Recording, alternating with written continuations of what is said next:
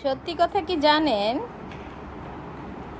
স্বামীর কথাটা এতটাই আঘাত লাগে, সেটা মেয়ে মানুষ যখন সন্তান প্রসব করে, তখন প্রসব করার সময় যে কষ্টটা ফিল হয়, সে কষ্টে মা মা চিন্তা করে যে আল্লাহ আমাকে বাঁচাও।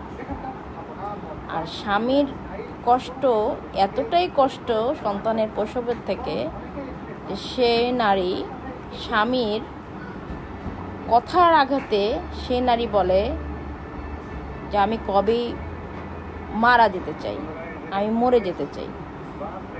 মরে যেতে চায় নারীরা।